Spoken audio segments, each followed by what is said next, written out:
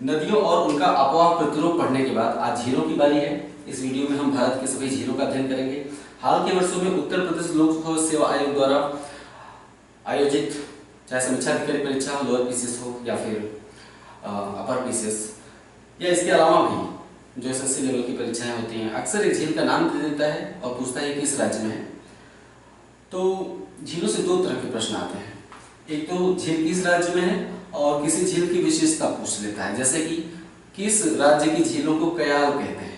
यहाँ कयाल लिखा हुआ है, किस राज्य की झीलों को कयाल कहते हैं, है ना। या भारत की सबसे बड़ी झील या सबसे खारे पानी की सबसे बड़ी झील या ताजे पानी की सबसे बड़ी झील, किस झील में तैरता हुआ राष्ट्रीय पार्क है, इस तरह से विशेषताएं पूछ लेता है। तो दो तरह के प्रश्न आते हैं। हाल के वर्षों में यूपीपीएससी द्वारा या अन्य आयोगों द्वारा झील से जो प्रश्न पूछे जाते हैं वो फ्रंट लाइन की झीलें नहीं होती हैं। जो फ्रंट लाइन की झीलें वो तो किताबों में उनके नाम दिए हुए हैं, लेकिन जिन झीलों के नाम पूछे जा रहे हैं उनके नाम किताबों में कई बार इधर हुआ है हाल के 2-4 वर्षों में कि 2-4 सालों में कि जिस झील के नाम पूछे गए वो झील किताब में लिखा ही नहीं है। तो मैंने प्रयास किया है कि उन सभी झीलों को मैं समेट लूँ और उनके नामों को इस तरह से इस क्रम में लगा दूँ कि याद करने में भी आपको आसानी रहे। तो मैंने राज्यों के नाम लिख डाले हैं जिन भारत के सभी राज्यों में झील नहीं है। जैसे बिहार में कोई झील नहीं है ना। झारखंड में एक आध झील है, कोई बहुत महत्वपूर्ण झील नहीं है। हरियाणा में कोई एक सूरजकुंड झील है, इसके अलावा कोई हरियाणा में झील नहीं है। तो जिन राज्यों में झीलें हैं उन राज्यों के मैंने नाम लिख दिए हैं। नाम मैंने संक्षेप में लिखे हैं, जैसे जम्मू और कश्मीर।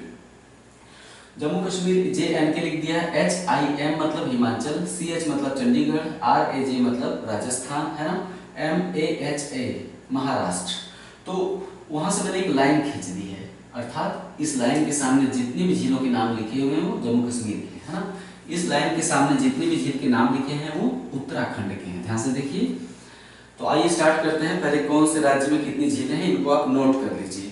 हो सकता है कि आपको पढ़ने में समस्या आ जाए, इसलिए मैं सबके नाम बोल देता हूँ एक बार सुविधा के लिए। जम्मू कश्मीर में जो झीलों के नाम हैं वो है बुलर, आप देखते रहिए, बुलर, डल, गाडसर झील, अनंतनाग, वेरीनाग, शेषनाग, कौसरनाग, नागिन, पोंगोंग छो, सीमोरेली, गंगाबल, मानसबल। आप ध्यान देंगे तो नाग नाम से जितनी झीलें हैं वो हमेशा जम्मू कश्मीर में ही होंगी। हो सकता है नाग नाम से इनके अलावा भी जम्मू कश्मीर में कुछ छोटी झीलें होंगी, है ना। तो जब भी नाग नाम से, नाग उप नाम से जब झीलों के नाम पूछे जाएंगे तो आप जम्मू कश्मीर को चुनेंगे, है ना। पूछ लिया जैसे कि कौसरनाग, कौसरनाग झील किस राज्य में है। अगर हम यहाँ नहीं भी लिखे थे तो मैंने बताया कि अगर नाग लिखा हुआ झील के नाम के आगे तो वो झील हमेशा और हमेशा जम्मू कश्मीर में ही होगी, इस बात को मान लीजिए, ठीक है। इसके अलावा भी कुछ झीलें हो सकती हैं जिनका नाम नाग नाम से हो, ठीक है। तो इन झीलों के जम्मू कश्मीर की झीलें यहाँ लिखी हुई हैं। हिमाचल प्रदेश की झीलों में आते हैं। हिमाचल प्रदेश में ज्यादा झीलें नहीं हैं, जो है उनके नाम यहाँ लिखे हुए हैं। भृगु, मच्छियाल, प्रौटपटांग नाम है, भृगु, मच्छियाल, रेणुका, है ना। रेणुका झील, भृगु झील, मच्छियाल झील, सूरजताल झील, चंद्रताल झील, है ना। आमतौर पे ताल नाम से जो झीलें होती हैं वो उत्तराखंड में है। देखिए नैनीताल, डोटीताल, भीमताल, सातताल, लोकिचियाताल, देवताल, खुरपाताल, राकसताल, मालाताल, यानी राजस्थान की सभी झीलों के नाम के आगे उत्तराखंड की सभी झीलों के नाम के आगे ताल लिखा हुआ है। देखिए उत्तराखंड से निकला है ये लाइन और इसके सामने जितने भी झील के नाम हैं उनके नाम के आगे ताल लिखा हुआ है। यानी नाग अगर लिखा हुआ है तो वो झीलें नाग या नागिन, है ना, जम्मू कश्मीर की होंगी। और अगर ताल लगा हुआ है नाम के आगे तो ऐसी झीलें उत्तराखंड की हो जाती हैं। ओके, इसे दिमाग में बैठा लीजिए। हालांकि ताल नाम से जो दो झीलें हिमाचल प्रदेश में है, हिमाचल प्रदेश में भी ताल नाम से दो झीलें हैं, सूरजताल, चंद्रताल, सूरज और चंद्र, है ना। नाम भी इनका दिलचस्प है, सूरज लगा है और चंद्र लगा है। अगर ताल के नाम के आगे सूरज और चंद्र लगा है तो हिमाचल प्रदेश का हो जाएगा। बाकी झीलें जो ताल नाम से हैं वो उत्तराखंड की है। हमने बोला नाग नाम से सभी झीलें झारखंड जम्मू कश्मीर में होंगी, लेकिन नाग नाम के अलावा भी कुछ झीलें हैं जो कि जम्मू कश्मीर में है, जैसे बुलर, डल झील श्रीनगर में है ना। गाडसर झील है, सी मोरेली, पोंगोंग छो, ये लद्दाख क्षेत्र में पड़ते हैं। जम्मू कश्मीर का जो इधर लद्दाख वाला इलाका है ना, ये वाला लद्दाख इलाका है जम्मू कश्मीर का। तो लद्दाख की ये झीलें हैं, ये तिब्बती नाम है, नाम पढ़ने में जैसे तिब्बती नाम लग रहा है ना, तो तिब्बती नाम पड़ गए पंगुंग छो सी मोरेरी। तो और इसके अलावा गंगा बल, मानस बल, बल लगा हुआ है तो जम्मू कश्मीर का है बल, है ना। जम्मू कश्मीर में बहुत सारे सैनिक बल रहते हैं, बहुत से सैनिक और अर्धसैनिक बल, तो उस आधार पर अगर बल लगा हुआ है तो जम्मू कश्मीर की झीलें हैं। हालांकि मुझे इस तरह की ट्रिक नहीं बताने चाहिए क्योंकि ये कहीं कहीं से कमजोर करते हैं। ट्रिक क्या करते हैं, बुद्धि की जो सोचने की क्षमता है ना, उसे कूद करके आपको मशीन बना देते हैं। आप उस ट्रिक से बाहर पढ़ ही नहीं पाएंगे, किताब पढ़ ही नहीं पाएंगे, जबकि किताब पढ़ने के लिए ट्रिक बहुत ही खराब चीज है। अगर आप किताब पढ़ते हैं तो ट्रिक कभी मत याद करिएगा। मेरा ये संदेश पीसीएस की तैयारी करने वालों के लिए नहीं है, बहुत से एसएससी की तैयारी करने वाले भी मेरे वीडियो पे आ जाते हैं, मैं जानता हूँ। तो उनको मैं यही संदेश दूंगा कि कभी भी ट्रिक पर निर्भर न होइए। अगर आपको एक अच्छा अभ्यर्थी बनना है तो वो हमेशा आपको कमजोर बनाते हैं, ठीक है। तो ये हो गया जम्मू कश्मीर, हिमाचल और उत्तराखंड की झीलें। चंडीगढ़ में एक झील है सुखना झील, है ना। चंडीगढ़ में सुखना झील है, ये पूछा हुआ सवाल है, फिर भी पूछ सकता है। राजस्थान में झीलों के नाम देख लीजिए, राजसमंद, जयसमंद, है ना। राजसमंद, जयसमंद, नक्की झील, सांभर झील, फतेह सागर, लून करसर झील, डिडवाना झील, पिछोला झील, अनासागर झील, कुचामन झील, ढेबर, पुष्कर। ये हो गए राजस्थान की झीलें। इनकी विशेषताएं हम बाद में बताएंगे, अभी तो हम नाम बता रहे हैं, विशेषताओं पर चर्चा होगी। ये होगी राजस्थान की झीलें, है ना। उसके अलावा महाराष्ट्र में दो झीलें हैं, लोनार और पोई। अभी 1-2 साल पहले किसी परीक्षा में पूछा गया था, यूपी पीसीएस की ही परीक्षा थी या समीक्षा लेकर, याद नहीं आ रहा है। सवाल पूछा था कि पोई झील किस राज्य में है, शायद नदी का नाम भी पूछ लिया था, याद नहीं है, राज्य ही पूछा था। तो पोई झील महाराष्ट्र में है ना। लोनार और पोई, आमतौर पे लोग लोनार तो जानते हैं कि महाराष्ट्र में है, लेकिन पोई नहीं जानते हैं। पोई महाराष्ट्र में है। कर्नाटक में एक झील है, उसका नाम है बेलांदूर झील, बेलांदूर। उसके अलावा केरला में 2 झीलें हैं महत्वपूर्ण, वेम्बनाड और अष्टमुदी। विशेषताओं पर बात करेंगे बाद में, वेम्बनाड और अष्टमुदी। सिक्किम में एक झील है सोंगमा झील, यहाँ सिक्किम राज्य भारत का, उसमें जो झील है सोंगमा। मणिपुर में एक झील है लोकटक, मणिपुर में एक झील है लोकटक। ये पूरे पूर्वोत्तर भारत की ताजे पानी की सबसे बड़ी झील है। ताजा पानी या मीठा पानी, फ्रेश वाटर, यानी ऐसा पानी जो नमक से युक्त ना हो, नमकीन ना हो, लवणीय ना हो, उसे क्या कहते हैं, फ्रेश पानी, पीने लायक, ताजा पानी या मीठा पानी। तो पूरे पूर्वोत्तर भारत की ताजे पानी की सबसे बड़ी झील लोकटक है। किस राज्य में, मणिपुर राज्य में, ठीक है। उड़ीसा में चिल्का झील है। पहले हुसैन सागर, नागार्जुन सागर झीलें आंध्र प्रदेश में होती थी, लेकिन जब से तेलंगाना बना है तो हुसैन सागर और नागार्जुन सागर झीलें तेलंगाना में चली गई हैं। इस बात को माइंड में रखिएगा, पूछा जा सकता है। हुसैन सागर, नागार्जुन सागर, तेलंगाना। आंध्र प्रदेश में कोलेरू और पुलिकट, आंध्र प्रदेश में कोलेरू और पुलिकट दोनों लेबुल झीलें हैं, बाद में विशेषताओं पर चर्चा करेंगे। तो आंध्र प्रदेश में 2 झीलें, कोलेरू और पुलिकट। हमने इसके पहले ही बताया था कि कृष्णा और गोदावरी नदियों के डेल्टा के बीच कौन सा झील स्थित है, यहाँ पर कृष्णा और गोदावरी नदियों के डेल्टा के बीच यहाँ पे कोलेरू झील है ना, ठीक है। तमिलनाडु में 2 झीलें महत्वपूर्ण हैं, कोडाइकनाल, कालीवेली, कोडाइकनाल, कालीवेली झील, ये दोनों तमिलनाडु में है, ठीक है। अब आइए विशेषताओं पर बात करते हैं झीलों की, है ना। कुछ लिखने वाली बातें, आप ये नाम सभी राज्यवार लिख लीजिए। जम्मू कश्मीर में इतनी, राजस्थान में इतनी, उत्तराखंड में ये, हिमाचल प्रदेश में ये, राज्यों के नाम के आगे झीलों के नाम लिख दीजिए। अब आगे हेडिंग डालिए विशेषताएं, जो कि बाबा परीक्षाओं में पूछी गई हैं और आगे पूछी जा सकती हैं। भारत की, पहला पॉइंट, भारत की सबसे बड़ी झील चिल्का झील है। भारत की सबसे बड़ी झील चिल्का झील है। कहां पर है, उड़ीसा में। उसी पॉइंट में आगे बढ़ाइए। चिल्का एक लगूल झील है, चिल्का एक लगून झील है, ठीक है, अर्थात खारे पानी की झील है। ओके, लगून झील कैसी होती है, लगून झील क्या होता है कि ये जो समुद्र तट है ना, ये समुद्र तट है ना, बंगाल की खाड़ी, इधर अरब सागर। तो होता क्या है कि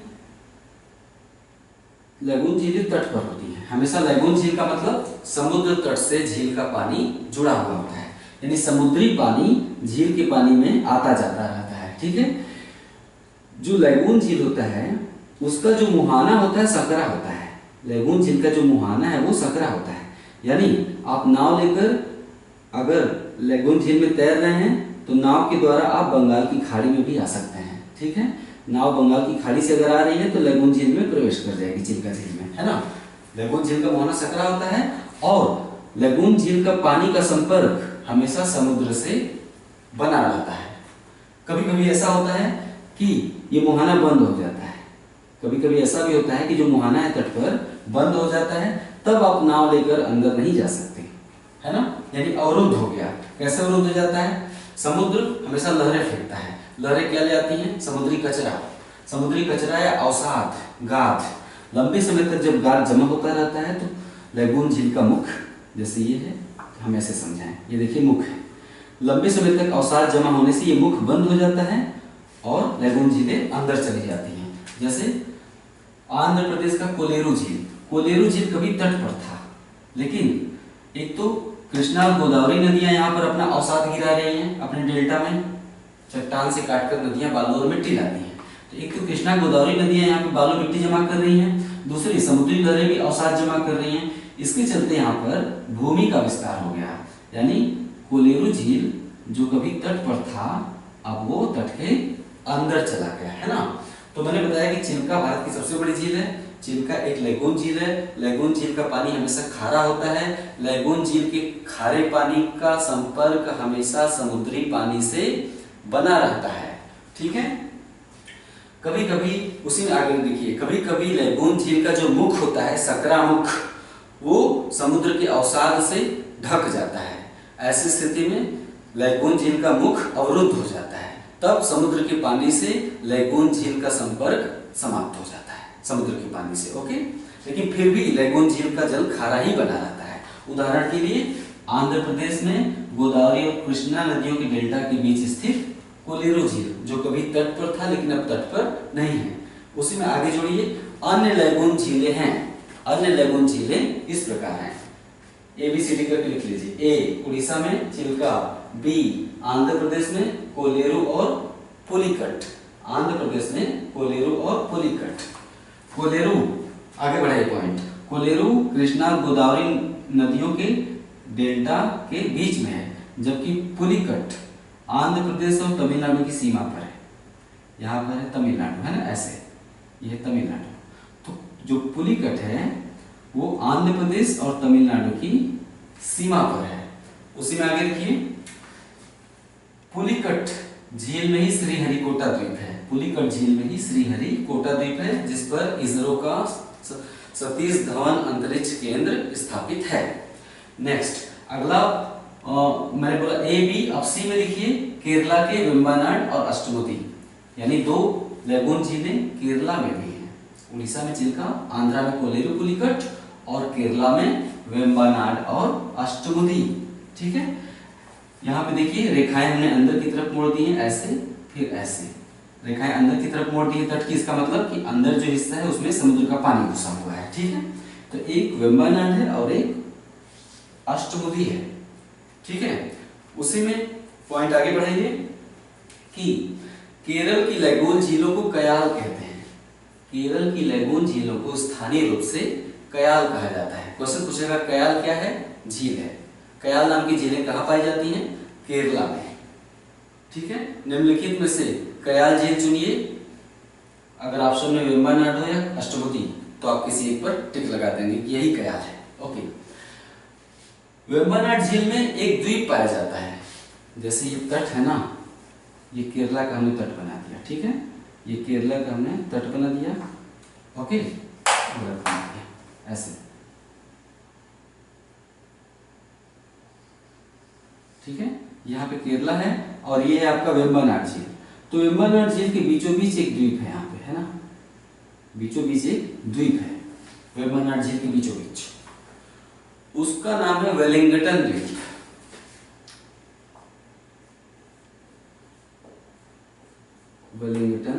द्वीप। तो आप लिखिए कि केरल की कयाल झील वेम्बनाड के बीचों बीच एक द्वीप है जिसका नाम वेलिंगटन द्वीप है। वेलिंगटन द्वीप पर नौकायन प्रतियोगिता आयोजित होती है। आपने समाचारों में देखा होगा, खासकर DD1 पे जरूर दिखाता है, DD1 पर, DD1 नहीं, DD न्यूज, कि लंबी लंबी नावें हैं झील में। झील का पानी शांत रहता है अपेक्षाकृत समुद्र की अपेक्षा, जो लेगून झील है वेम्बनाड, क्योंकि भूमि से चारों ओर से घिरा हुआ है तो उतनी हलचल नहीं होती है। तो लंबी लंबी नावें होती हैं, पतली पतली सकरी सकरी लंबी लंबी नावें, उस पर 50 लोग आगे से पीछे तक बैठे हैं और सबके हाथ में डंडी है, हार्पून। हार्पून कहा जाता है क्या, जिससे कि नाव को ठेल कर आगे भेजा जाता है पानी, जिससे पानी को पीछे ढकेला जाता है। हार्पून शायद हो सकता है कुछ और कहते हो। तो उस डंडी से पीछे ढकेलते रहते हैं, एक आदमी नहीं, जितने 50 आदमी बैठे हैं आगे से पीछे तक, सभी पानी को पीछे ढकेलते रहते हैं। इसका परिणाम होता है कि उनका नाव बहुत तेजी से आगे जाता है। और ऐसी एक नावें नहीं, 50 नावें होती हैं। बड़ा देखने में इंटरेस्टिंग लगता है। वो जो नौकायन प्रतियोगिता है, आपने टीवी में देखा है, वो वेम्बनाड झील में वेलिंगटन द्वीप से ही आयोजित होता है।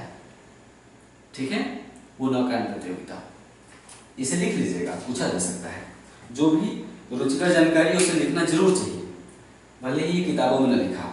ठीक है, तो आपने लेगून झीलों के बारे में देखा, उड़ीसा की झीलें, आंध्रा की झीलें और केरला की झीलें।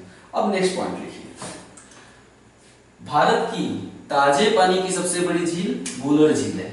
भारत की ताजे पानी की, भारत की सबसे बड़ी झील चिल्का, लेकिन इसका पानी नमकीन है क्योंकि ये लेगून झील है। अगर क्वेश्चन पूछेगा कि भारत की ताजे पानी की सबसे बड़ी झील कौन है, वुलर झील है। उसी में आगे बढ़ाइए कि झेलम नदी बेरीनाग झील से निकलकर, झेलम नदी बेरीनाग झील से निकलकर श्रीनगर होते हुए उसके बाद वुलर झील से होकर गुजरती है। श्रीनगर बेरीनाग से निकला, ऐसे देख लीजिए, इसको यहीं पर आप एटलस में भी देख सकते हैं। श्रीनगर यहाँ बेरीनाग से निकलता है, ये बेरीनाग झील है, यहाँ से निकलता है, रास्ते में श्रीनगर पड़ा, श्रीनगर से होकर गुजरता है और यहाँ पे है आपका वुलर झील, फिर ऐसे होके चला जाता है पाकिस्तान में। जो झेलम है बेरीनाग से निकला, श्रीनगर से होकर गुजरा और झेलम में प्रवेश किया, सॉरी वुलर झील में, वुलर झील में प्रवेश करने के बाद फिर चला जाता है पाकिस्तान में, झेलम नदी। ठीक है,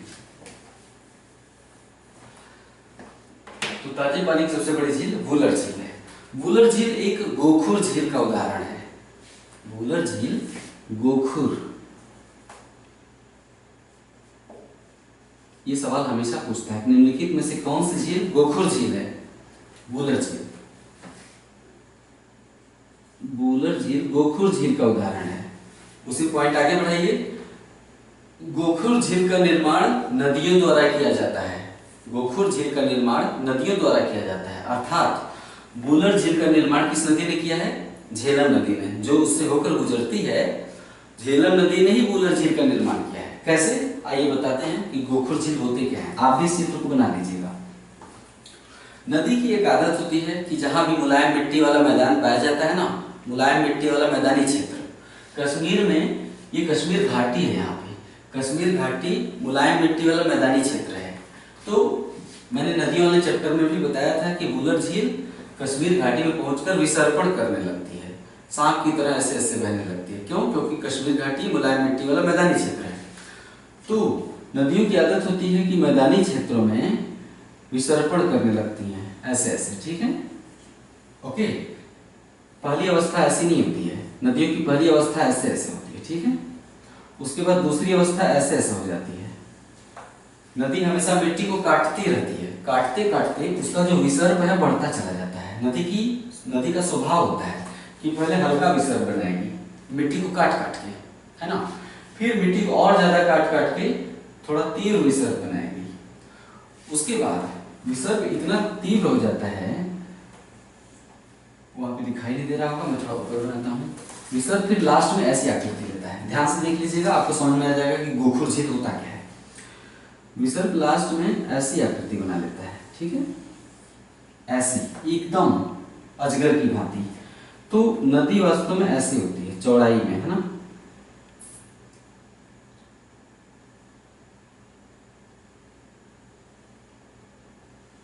ठीक है, ऐसे बह रही है नदी। फिर होता क्या है कि यहाँ से तो गुजर गई, इसकी जो चौड़ी धारा है नदी की यहाँ से तो गुजर गई, ये वाला जो हिस्सा है ना आपस में सटने का प्रयास करता है, ठीक है, ऐसे से जा रही है, फिर ये वाला हिस्सा जो है आपस में सटने का प्रयास करता है। जैसे ये वाली धारा इस धारा से सट गई, नदी का जल फिर इधर नहीं आएगा, अभी तो इधर जा रहा है, इसको सटते ही नदी का जल सीधा निकल जाएगा, ठीक है। इसको और बड़ा करके बनाते हैं। फिर नदी का जल जो है सीधा निकल जाता है ऐसे, ठीक है, और किनारे जो उसका विसर्ग था, है ना, विसर्ग छूट चुका है। क्यों? क्योंकि दो विसर्ग जब ऐसे मिल जाते हैं ऐसे, तो नदी का जल फिर सीधा बहने लगता है, और जो विसर्ग था वो अलग किनारे छूट जाता है। तो नदियां अपने विसर्ग को जब किनारे पे छोड़ के सीधा बहने लगती हैं, नदी अपने विसर्ग को छोड़कर जब सीधा बहने लगती है, तो उसके द्वारा छोड़े गए विसर्ग को हम क्या कहते हैं? गोखुर झील कहते हैं। समझे आप? ये आकृति बन जाती, नदी सीधी निकल गई और विसर्ग कहीं साइड में छूट गए। तो झेलम नदी ने स्वयं वुलर झील का निर्माण किया है। वुलर एक गोखुर झील है। ओके, ठीक है।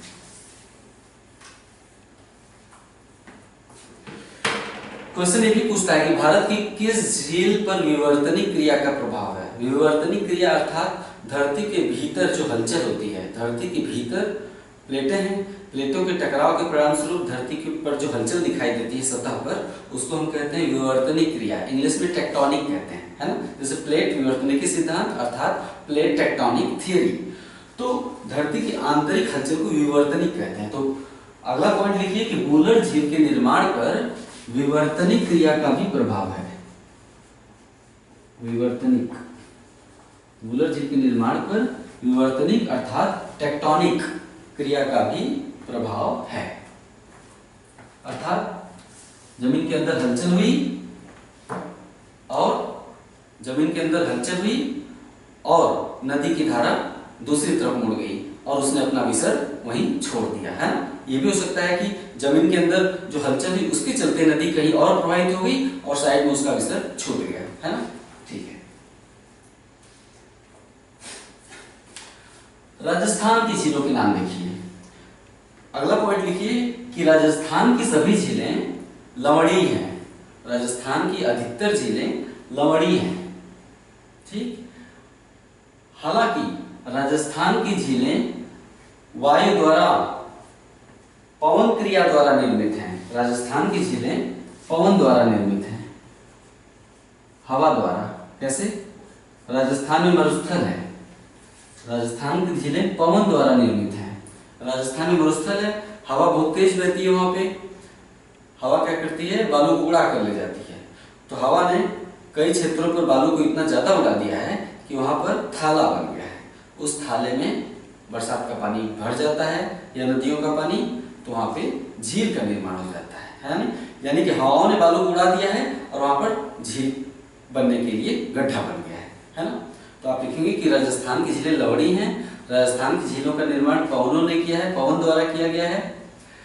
लेकिन राजस्थान की झीलें चूंकि लवणी हैं, नमकीन हैं, खारी हैं, जो कि इस बात का प्रमाण है कि कभी इन क्षेत्रों में टेथिस सागर का अस्तित्व था, कि कभी इस क्षेत्र में टेथिस सागर का अस्तित्व था। यानी राजस्थान की झीलें टेथिस सागर का बचा हुआ अवशेष हैं, इसीलिए उनका पानी खारा है, ठीक है। नहीं तो जमीन के बीचों बीच यहाँ पे भूखंड पर पानी खारा कैसे हो जाएगा?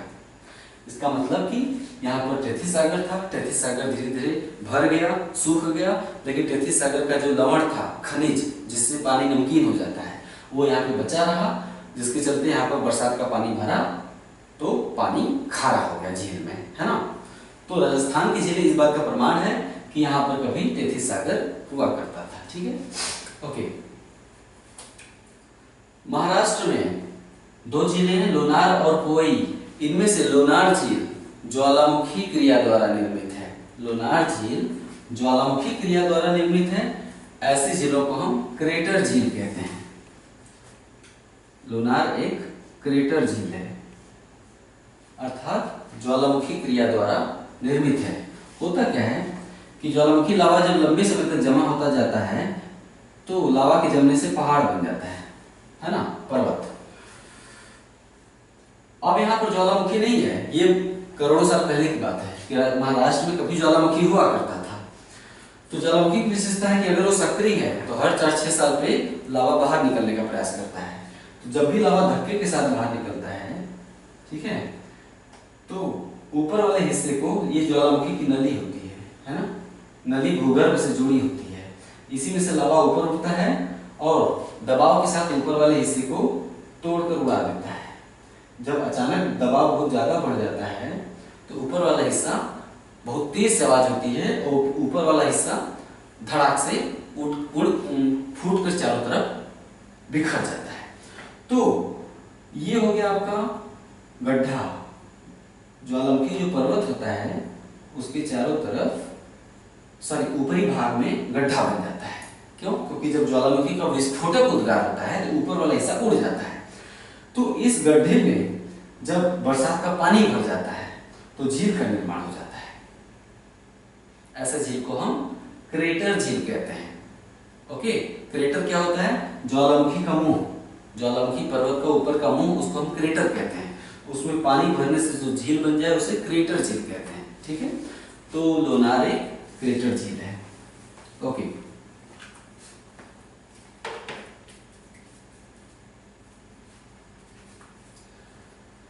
इसके अलावा हमने बताया कि पूर्वोत्तर भारत की ताजे पानी की सबसे बड़ी झील, नेक्स्ट पॉइंट लिखिए, पूर्वोत्तर भारत की ताजे या मीठे पानी की सबसे बड़ी झील लोकटक है, जो कि मणिपुर राज्य में स्थित है।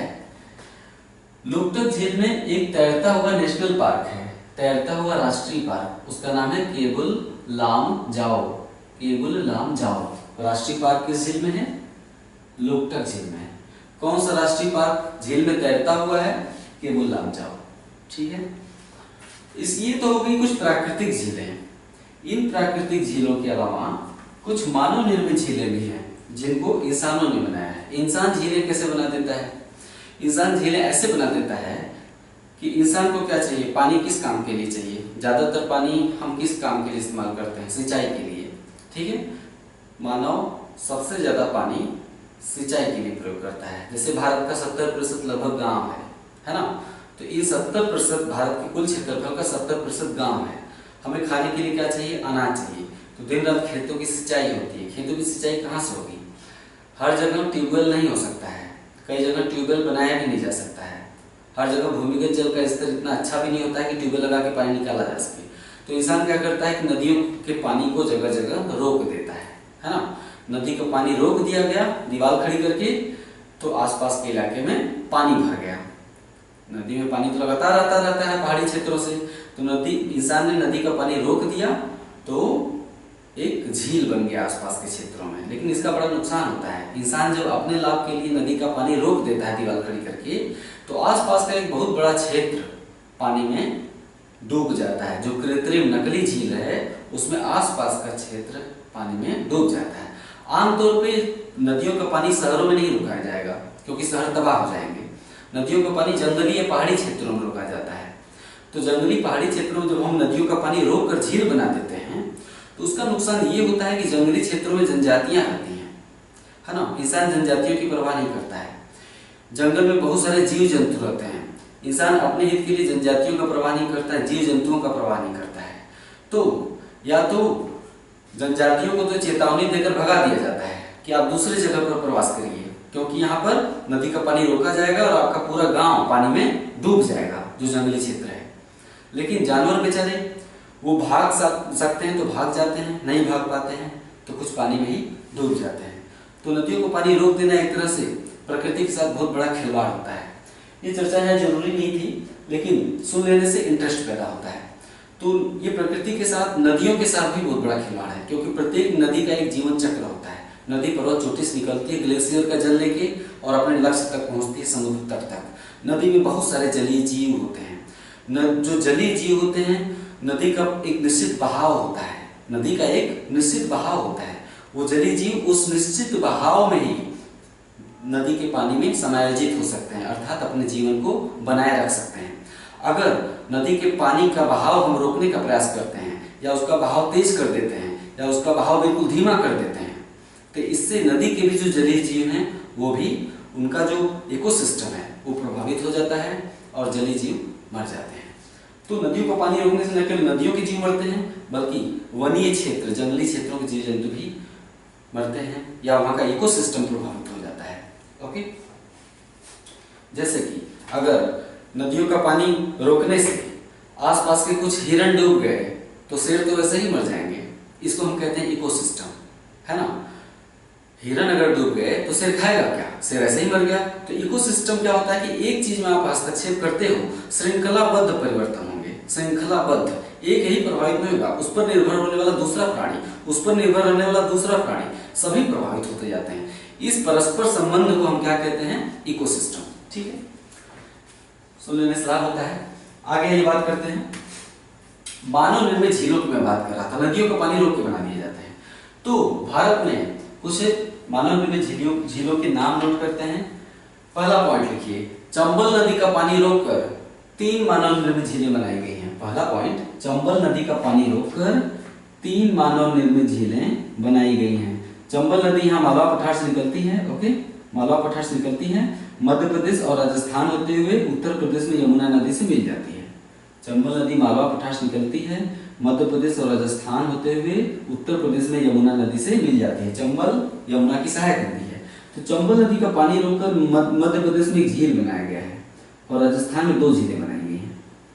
चंबल का पानी रोककर एक झील मध्य प्रदेश में बनाया गया है और 2 झीलें राजस्थान में बनाई गई हैं। ठीक है, गांधी सागर झील चंबल नदी पर मध्य प्रदेश में है। गांधी सागर झील चंबल नदी पर मध्य प्रदेश में है।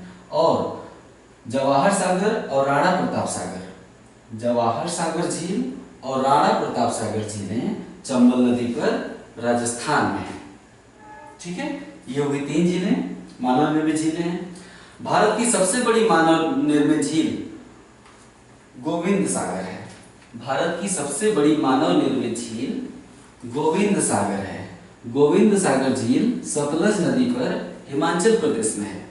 सतलज नदी राकस ताल से यहाँ से निकलती है, हिमाचल प्रदेश में प्रवेश करके पंजाब में बहती है, फिर चली जाती है पाकिस्तान में। सतलज नदी तिब्बत से निकलती है, भारत के 2 राज्यों में बहती है, हिमाचल प्रदेश और पंजाब। ओके, तो हिमाचल प्रदेश और पंजाब की सीमा है ना, हिमाचल प्रदेश और पंजाब की सीमा है।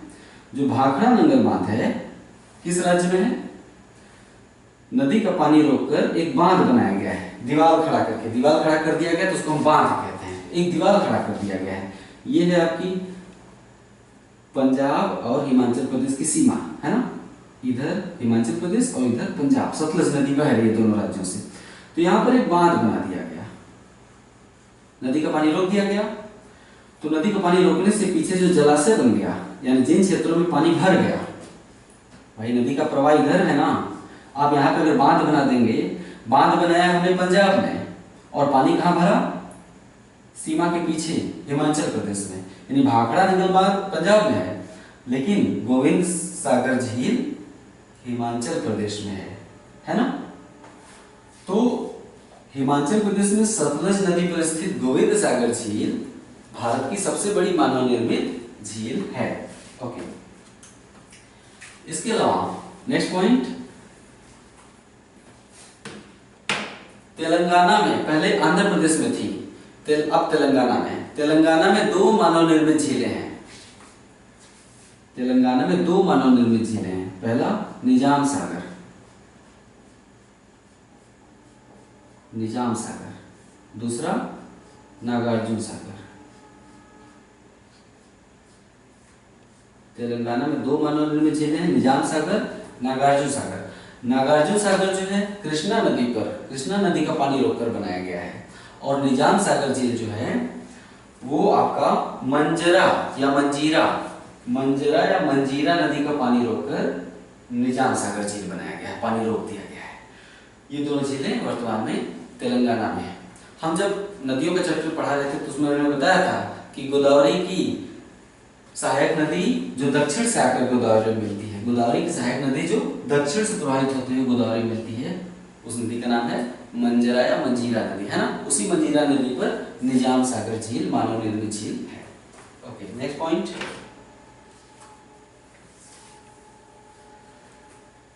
उत्तर प्रदेश और छत्तीसगढ़ की सीमा पर गोविंद बल्लभ पंत झील है।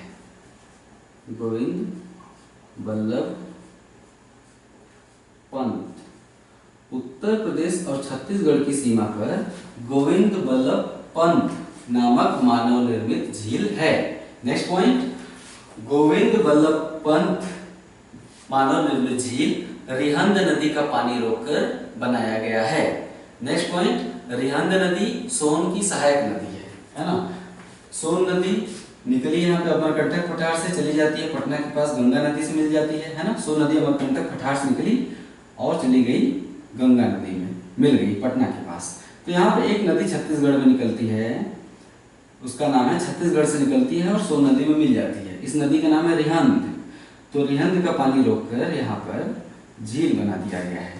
तो झील जो बना है उसका थोड़ा सा हिस्सा उत्तर प्रदेश में है और थोड़ा सा हिस्सा छत्तीसगढ़ में चला आता है ना। उत्तर प्रदेश में गोविंद बल्लभ पंत झील का जो भाग उत्तर प्रदेश में है वो उत्तर प्रदेश के सोनभद्र में आता है।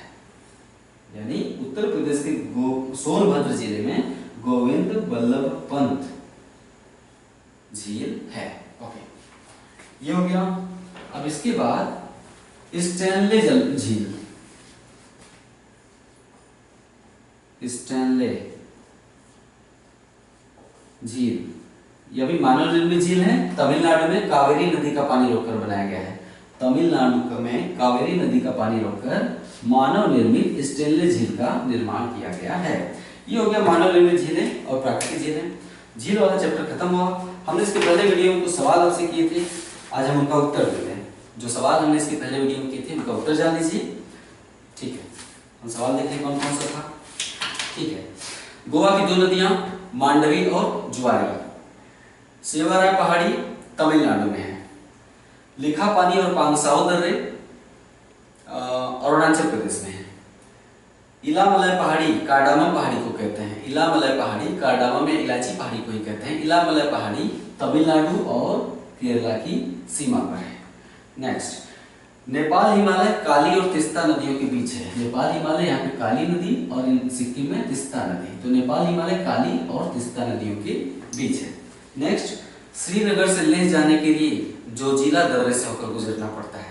श्रीनगर से लेह जाने के लिए जोजिला दर्रे से होकर गुजरना पड़ता है। नेक्स्ट क्वेश्चन था, बुग्याल और बयाल घास के प्रदेश किस राज्य में है? उत्तराखंड में। अगला क्वेश्चन, अंडमान और निकोबार द्वीप समूह किस पर्वत का विस्तार है? हिमालय का जो हिस्सा चला आता है म्यांमार में, हिमालय का जो हिस्सा दक्षिण की ओर मुड़कर चला आता है म्यांमार में, उसे हम कहते हैं अराकान योमा। तो जो अंडमान निकोबार द्वीप समूह बंगाल की खाड़ी में, वो अराकान योमा पर्वत का ही समुद्र की तरफ विस्तार है। उसके उठे हुए शिखर समुद्र में जो है वो द्वीप की तरह दिखाई देते हैं, है ना। अराकान योमा पर्वत समुद्र में बंगाल की खाड़ी में आगे जाकर डूब गया है, तो उसके जो उठे हुए शिखर हैं अंडमान निकोबार द्वीप की तरफ दिखाई देते हैं। ठीक है, अगला है, प्रायद्वीपीय भारत की कितनी नदियां भ्रंश घाटियों में बहती हैं? नर्मदा, तापी और दामोदर। जरगा पहाड़ियां राजस्थान में है। जो अरावली का जो दक्षिणी भाग है उसे जरगा पहाड़ियां कहते हैं। अरावली श्रेणी के दक्षिणी भाग को जरगा पहाड़ियां कहते हैं। जरगा पहाड़ियां राजस्थान के अंतर्गत आती हैं, दक्षिणी राजस्थान के अंतर्गत आती हैं। नेक्स्ट सवाल, भेड़ाघाट किस लिए प्रसिद्ध है? धुआंधार जलप्रपात के लिए। जबलपुर के समीप, मध्य प्रदेश में जबलपुर के समीप भेड़ाघाट नामक स्थल है, वहां पर एक जलप्रपात पाया जाता है, उसका नाम है धुआंधार। नेक्स्ट, किस देश को गंगा नदी का टावर कहते हैं? गंगा नदी यहाँ से निकलती है गंगोत्री से और यहाँ होते हुए चली जाती है बांग्लादेश में। तो गंगा की आप देख रहे हैं अधिकतर सहायक नदियां नेपाल से निकल रही है ना। गंगा की अधिकतर सहायक नदियां नेपाल से निकल रही है, यानी गंगा नदी को जल की आपूर्ति किस देश से हो रही है? नेपाल से हो रही है। इसलिए हम नेपाल को गंगा नदी का वाटर टावर कहते हैं। नेक्स्ट, गंगा की सबसे कम लंबाई झारखंड में है। सबसे ज्यादा लंबाई उत्तर प्रदेश में, सबसे कम लंबाई झारखंड राज्य में, बहुत थोड़ी सी लंबाई है झारखंड में। Next, Pachmarhi hill station Mahadev पहाड़ी पर धूपगढ़ चोटी के पास पंचमढ़ी हिल स्टेशन है। नेक्स्ट, कृष्णा नदी महाबलेश्वर चोटी से निकलती है। पश्चिमी घाट का महाबलेश्वर चोटी है महाराष्ट्र में, कृष्णा नदी वहीं से निकलती है। नेक्स्ट, कौन सा झील गोदावरी और कृष्णा नदियों के डेल्टा के बीच है? कौन सा झील गोदावरी और कृष्णा नदियों के डेल्टा के बीच है? अभी मैंने बताया कोनेरू झील, लैगून झील है। नेक्स्ट, सुबानसिरी और धनसिरी, सुबानसिरी और धनसिरी ब्रह्मपुत्र की सहायक नदियां हैं। नेक्स्ट, लक्ष्मण तीर्थ किसकी सहायक नदी है? कावेरी की। नेक्स्ट, क्षिप्रा किसकी सहायक नदी है? गोदावरी की। हम जब गोदावरी पढ़ा रहे थे नदियों वाले चैप्टर में, तो हमने बताया, भूल गया था कि गोदावरी की एक सहायक नदी क्षिप्रा है। नाम ऐसे लिखेंगे, क्षिप्रा गोदावरी की सहायक नदी है। क्षिप्रा नदी के तट पर ही मध्य प्रदेश में उज्जैन है। देखिए यहाँ पे गोदावरी नदी प्रवाहित होती है, ठीक है ना। तो गोदावरी की एक सहायक नदी क्षिप्रा, ओके, मध्य प्रदेश से बहकर आती है। तो मध्य प्रदेश में उज्जैन नहीं, क्षिप्रा नदी के तट पर, हाँ उज्जैन नहीं, यहाँ पर उज्जैन है मध्य प्रदेश में, क्षिप्रा नदी के तट पर। उज्जैन में 12 वर्षों पर कुंभ का मेला लगता है। किस नदी के तट पर? क्षिप्रा नदी के तट पर। क्षिप्रा किसकी सहायक नदी है? गोदावरी की सहायक नदी है। ये हो गया कल के सवाल, इसके पहले वाले वीडियो के सवाल और उनके उत्तर। अगले वीडियो में हम फिर से कुछ सवाल करेंगे और उनका उत्तर फिर से अगले वीडियो में देंगे। इस तरह से जुड़े रहिए, रोज एक एक चैप्टर फिलहाल पढ़ते रहिए। जल्दी मैं 2 अध्याय शुरू करने वाला हूँ। जैसे ही मुझे समय मिलता है मैं प्रयास करूंगा कि 2 अध्याय एक दिन में मैं कवर करूँ, ठीक है। नमस्कार। एक चीज और, मुझे पता है आप मेरे वीडियो शेयर कर रहे हैं, अच्छी बात है। इस बात का ध्यान रखिएगा, शेयर करने का सिलसिला रुकना नहीं चाहिए। ओके, फाइनली नमस्कार।